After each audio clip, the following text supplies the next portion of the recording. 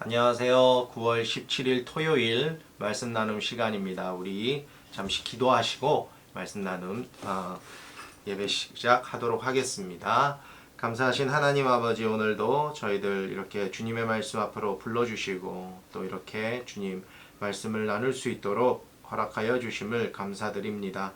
아버지 하나님, 저희들이 매일 나누는 이 말씀을 통하여서 저희들의 심령이 깨어지게 하시고 또한 주님께서 허락해 주신 삶을 살아갈 때에 승리하며 살아갈 수 있도록 인도하여 주시옵소서. 모든 것들 주님 영광 받게 원합니다. 아버지 하나님께 찬양 올려드리며 영광 올려드리길 원합니다. 주님 저희와 함께 하시고 홀로 영광 받아 주시옵소서. 감사드리며 살아계신 우리 구주 예수 그리스도의 이름으로 기도드렸습니다. 아멘. 예, 우리 찬송가 315장입니다. 찬송가 315장. 오늘 우리 함께 나누실 말씀 창세기 7장입니다. 창세기 7장 23절 말씀 먼저 함께 읽도록 하겠습니다. 제가 가진 성경은 구약 성경 9페이지에 있습니다. 창세기 7장 23절입니다.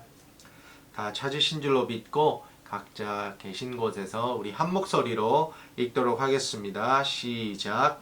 지면의 모든 생물을 쓸어버리시니 곧 사람과 가축과 기는 것과 공중의 새까지라. 이들은 땅에서 쓸어버림을 당하였으되 오직 노아와 그와 함께 방주에 있던 자들만 남았더라. 아멘. 어제 우리는 노아가 하나님의 명령을 다 준행하는 것을 보았습니다. 노아는 하나님의 명령대로 방주를 지었습니다. 수많은 어려움 가운데 그는 자신이 받은 사명을 묵묵히 수행하였습니다. 그리고 여호와께서 노아에게 이르시되 방주로 들어가라고 이렇게 명하셨습니다. 그리고 방주로 들어가게 하신 이유를 이렇게 말씀하셨습니다. 이 세대에서 네가 내 앞에 의로움을 내가 보았습니다. 우리 한번 다시 1절을 보실까요? 여호와께서 노아에게 이르시되 너와 네 온 집은 방주로 들어가라. 이 세대에서 네가 내 앞에 의로움을 내가 보았습니다. 노아가 하나님으로부터 의인, 의롭다라고 불린 이유는 그가 하나님 앞에서 의로움을 보였기 때문입니다. 우리는 한 사람도 하나님 앞에 의인으로 설 수 없습니다. 우리의 노력이나 우리의 어떠한 행위로 인해서 하나님 앞에 의롭다함을 받을 수 없다는 것입니다. 우리를 의롭다 하실 수 있는 분은 오직 하나님 아버지 한 분뿐이십니다. 그러면 우리가 의롭다라는 칭호를 받게 하려면, 우리가 의로움을 받으려면 어떻게 해야 될까요? 그것은 하나님과 동행하는 삶을 사는 것입니다. 하나님과 동행하는다는 것은 어제도 말씀을 드렸습니다만 하나님을 기쁘시게 하는 삶을 살아야 한다는 것입니다. 우리 역시도 하나님 앞에 서 있는 것과 같이 살아야 합니다. 하나님이 우리에게 보이지 않는다고 해서 하나님이 우리를 보고 계시지 않다라고 생각하면 어리석은 생각입니다. 하나님께서는 우리가 무엇을 하는지 다 보고 계십니다. 우리의 생각을 아시고 우리가 하는 말을 들으십니다. 하나님께서는 그렇게 언제나 우리와 함께 계시다는 것입니다. 우리는 그것을 깨닫고 우리가 어떤 말을 할 때나 우리가 어떤 행동을 할 때에 하나님 앞에서 하는 것과 같이 해야 한다는 것입니다. 2절과 3절에 하나님께서는 모든 정결한 짐승은 암수 7씩, 부정한 것은 암수 2씩, 또 새들 역시도 암수 7씩을 데려와 지면에 유지하게 하라고 명하셨습니다. 왜 하나님께서 꼭 그렇게 지정해서 명령을 하셨을까? 창세기 1장과 2장은 천지 창조에 관한 내용이지만 3장 이후로는 가정을 세우시는 가정 창조기입니다. 하나님께서 암수 7씩 또 2씩 보존하게 하신 것 역시도 동물들도 피조물, 그 동물들도 쌍을 이루어서 살게 하신 것입니다. 하나님께서는 우리들에게만 가정을 허락하신 것이 아니라 다른 피조물에게도 쌍을 이루어 살도록 만드신 것입니다. 9절에 노아는 하나님의 명령에 순종해서 방주로 들어가게 되었습니다. 이후에 40주야 쉬지 않고 비가 내렸다라고 되어 있습니다. 15절에 무릇 생명의 기운이 있는 육체가 둘씩 노아에게 나와 방주에 들어갔다라고 기록이 되어 있는데, 여기에 들어갔다라는 것은 이미 완료된 상태를 말하는 것입니다. 그들은 하나님께서 방주로 들어가라고 명하셨을 때 이미 다 들어가 있었습니다. 그리고 10절에 보시면 뭐라고 되어 있습니까? 7일 후에라고 시작을 합니다. 7일 후에 홍수가 땅에 덮이니, 방주에 다 들어가고 난 뒤에 곧바로 비가 내리고 홍수가 난 것이 아니라, 그러고 나서도 7일이라는 시간이 지난 뒤에 비가 내렸다는 것입니다. 자, 여기에 비로 쓰인 원문은 게쉔이라는 단어입니다. 비의 원문은 게쉔인데, 이것은 흔히 내리는 비가 아닙니다. 말 그대로 물폭탄을 이야기하는 것입니다. 그냥 쏟아 부은 것입니다. 얼마 전에 강남에 비로 인해서 강남 일대와 또 여러 곳에서 침수가 일어났는데, 그때 내린 비는 물론 많이 내렸습니다. 그러나 몇 날 며칠 내린 것이 아니라 하루가 채 지나지 않아서 침수가 된 것입니다. 그런데 오늘 비는 폭우 수준이 아니라 정말 물폭탄을 쏟아 부은 것입니다.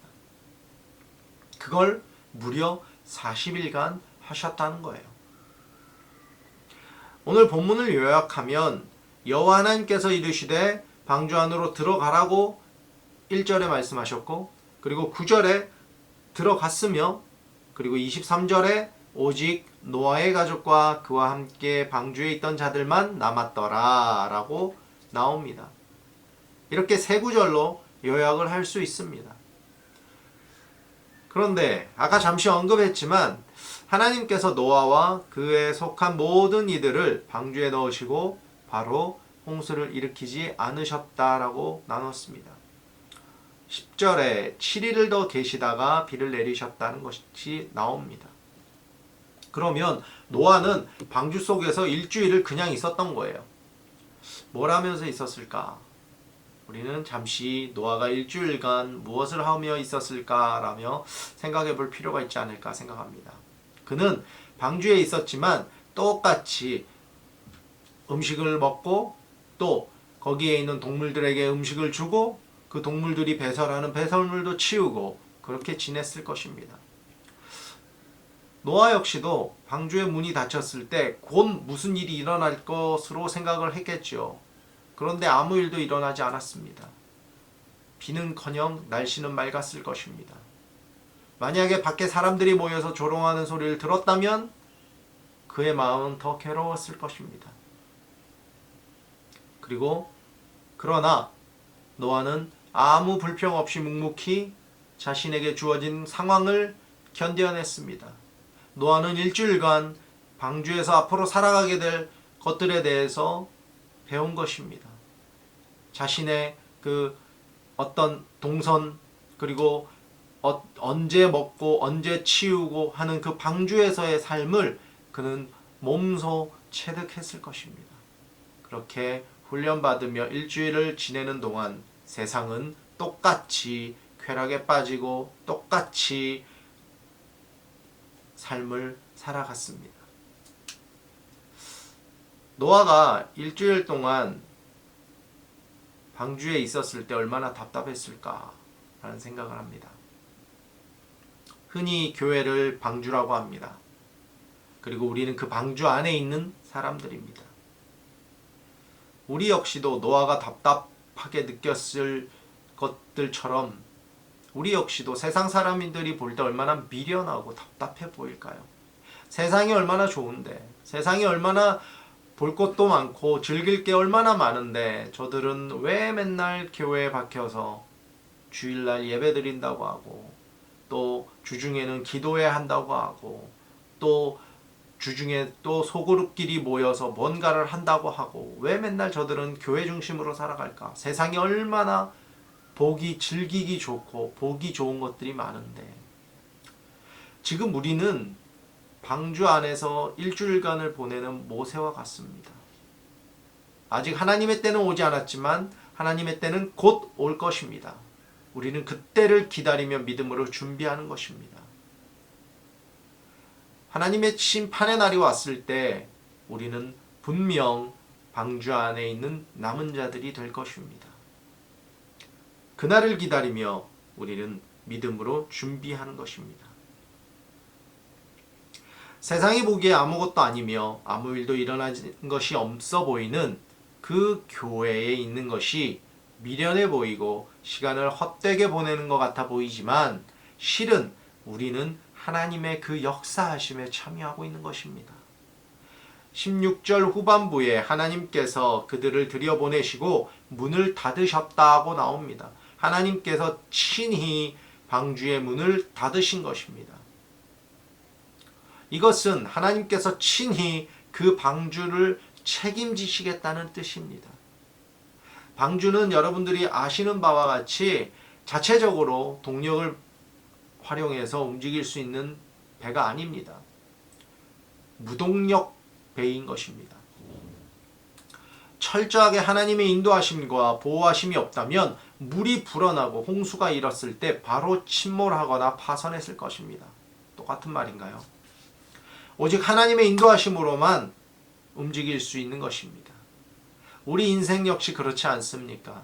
하나님의 인도하심이 없고 보호하심이 없다면 우리 인생은 매우 힘든 길로 들어서게 될 것입니다. 수많은 선택들 앞에서 우리는 방황하게 될 것입니다. 우리가 한번 잘못한 선택으로 인해서 우리는 어려운 곤경에 처하게 될 것입니다. 다시 빠져나오기 위해서 수많은 시간을 들여야 할 것이고 물질을 들여야 할 수도 있습니다. 어쩌면 그 공경에서 빠져나오지 못한 채 인생을 마칠 수도 있습니다. 17절부터 20절을 보시면 홍수가 시작되고 물이 많아집니다. 그리고 물이 더 많아지고 물이 더욱 넘치고 물이 불어납니다. 그리고 15규빗이나 올랐다라고 합니다. 세상에서 세상의 쾌락을 쫓아 살며 힘들게 방주를 짓던 노아를 조롱하고 무시했던 그 모든 사람들은 그 물에 다 휩쓸려 죽어버립니다. 우리 인생 가운데 하나님의 인도하심과 보호하심을 구하는 기도를 드리셔야 합니다. 하나님의 인도하심으로 우리의 인생이 흘러가도록 우리가 하나님께 매달려야 합니다. 간구해야 합니다.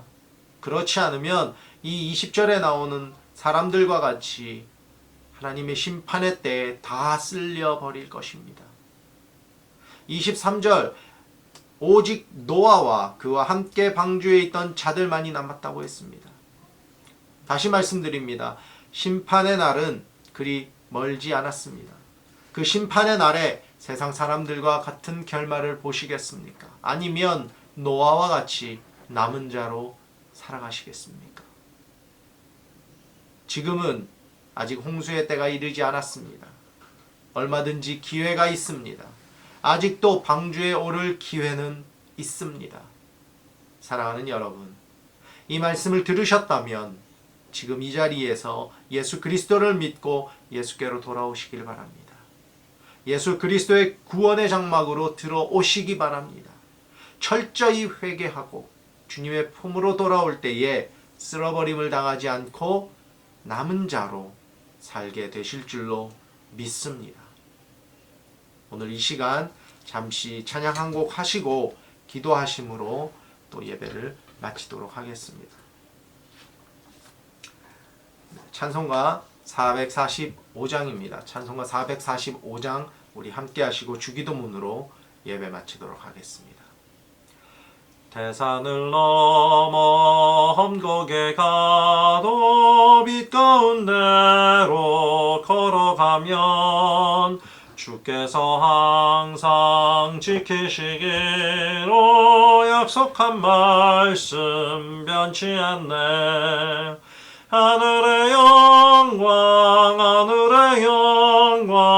나의 맘속에 차고도 넘쳐 할렐루야를 힘차게 불러 영원히 주를 찬양하리. 캄캄한 밤에 다닐지라도 주께서 나의 길 되시고 나에게 밝은 빛이 되시니 길 잃어버릴 염려 없네. 하늘의 영광 나의 맘속에 차고도 넘쳐 할렐루야를 힘차게 불러 영원히 주를 찬양하리. 광명한 급인 마음의 바다 찬란한 천국 바라보고 할렐루야를 힘차게 불러 날마다 빛에 걸어가리. 하늘의 영광 나의 맘속에 차고도 넘쳐 할렐루야를 힘차게 불러 영원히 주를 찬양하리. 아멘. 하늘에 계신 우리 아버지여, 이름이 거룩히 여김을 받으시오며 나라의 임하옵시며 뜻이 하늘에서 이루어진 것 같이 땅에서도 이루어지이다. 오늘날 우리에게 일용할 양식을 주옵시고 우리가 우리에게 죄 지은 자를 사하여 준 것 같이 우리 죄를 사하여 주옵시고 우리를 시험에 들게 하지 마옵시고 다만 악에서 구하옵소서. 나라와 권세와 영광이 아버지께 영원히 있사옵나이다. 아멘.